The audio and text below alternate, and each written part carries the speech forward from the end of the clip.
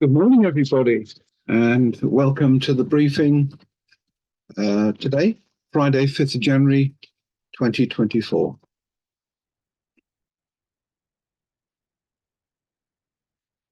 Okay, the synoptic situation then. We've got an area of low pressure. We had all that heavy rain yesterday afternoon, as most of you all know, and the associated flooding and everything that went with it. Well, that's over here now, way to the Eastern Europe. But have got this a small area of low pressure that's slowly moving across now to the east, and there's some remnants of cloud hanging off the back of it. If I go to the 12 o'clock synoptic, you can see it's nicely over Holland now, and we're in a sort of relatively slack airflow behind it. With a very slack west-northwesterly upper wind. Running forward 24 hours, and it's going to be more northerly tomorrow with no frontal systems at all. So it's going to be better tomorrow, but certainly well flyable today. Spot winds are indicating a flying wind of about 330 degrees 20 knots, and the wind on the ground is going to be anywhere between 280 and 320, I think. So we'll talk about the runs shortly. Cloud, you can see the cloud that's associated with that low pressure that's slowly drifting away to the east. What I can see outside my window at the moment is some upper cloud at about 7,000 feet and nothing else. So hopefully that's cleared the area now. And the rain forecast is showing, again, the rain with that associated cloud is now disappearing to the east. There are some showers out to the west, but they're not going to affect us today. So the actual rainfall forecast is running through the day. You can see we're pretty clear that stuff is definitely shifting out of our way. And we're going to be in a relatively dry period of air all the way through the day. Local area forecast is giving sunshine, a bit of overcast, maybe around about 12, but light west-northwesterly winds, no significant gusts today. Temperature's going to be a little bit colder than we're used to, 6 degrees or thereabouts. It's going to feel a bit colder in the wind. Maximum temperature today, 6 degrees, and dew points are down at 4. If you're outside the window as we speak, we'll check there. Nice, pleasant, sort of balmy sort of day, really. The biggest problem we're going to have today is going to be the winds.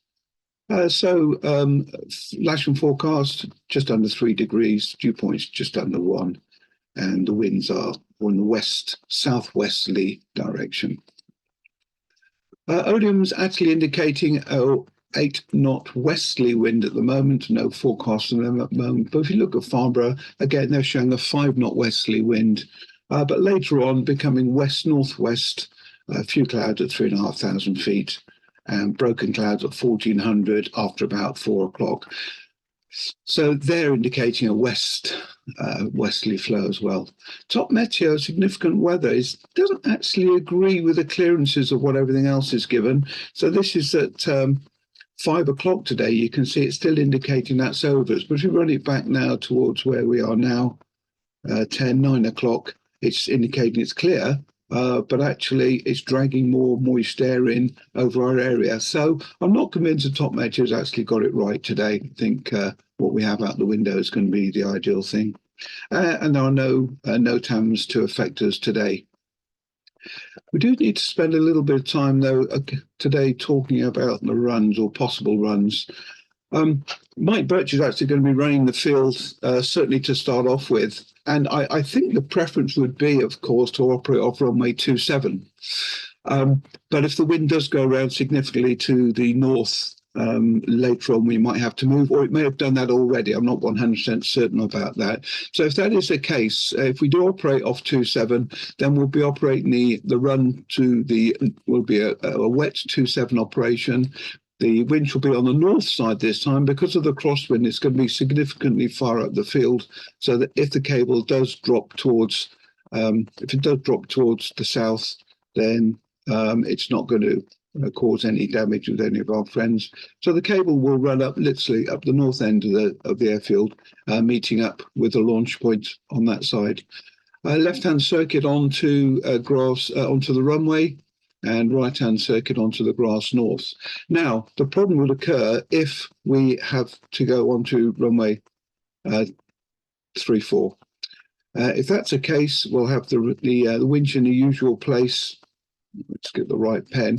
The winch in the usual place off the top there. The launch point is going to be a little bit further set in, and I'll explain why that is in a minute. And the cables will be running down the grass side, similar to what we've done before. But it'll be literally down the edge of the run to the launch point. Now, the problem we have got today is the grass south of the intersection of the two peritracks is totally unusable. Okay, it's sodden, totally and utterly sodden.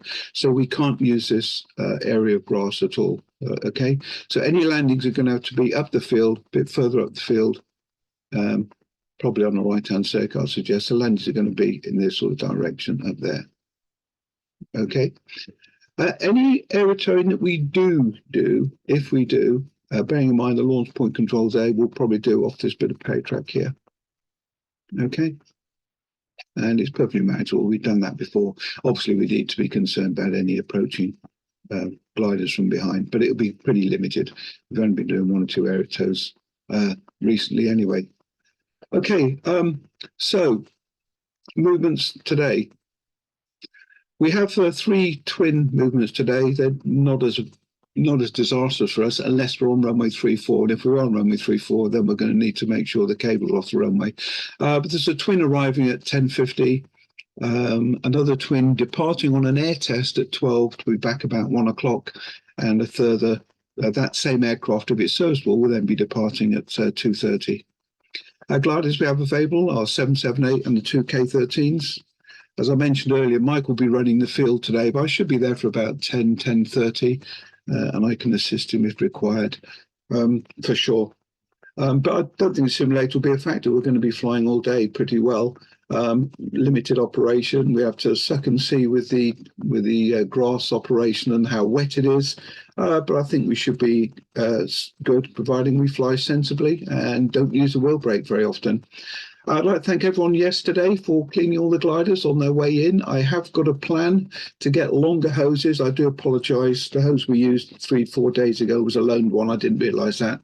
So we are getting our own extra long hose so we don't have to pull everything in the corner of the hangar just to clean them. But it is important. We do need to do this daily, and we do need to try and keep it going. Now, something I forgot to put on this slide that I need to bring up.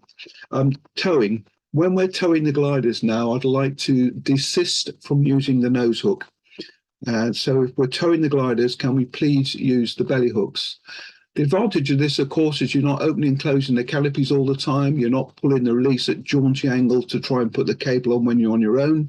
You can literally do that yourself just by using the back release mechanism. So it'll take a while for everyone to get the gist of this, but if we could please try between us now to make sure that we start using the belly hook for towing the club gliders around the airfield. Okay. And I will be reiterating this every day anyway till we get used to it. Okay, well, look, thanks very much. I will see you shortly. Please have a great day, and chat to you again tomorrow. Bye.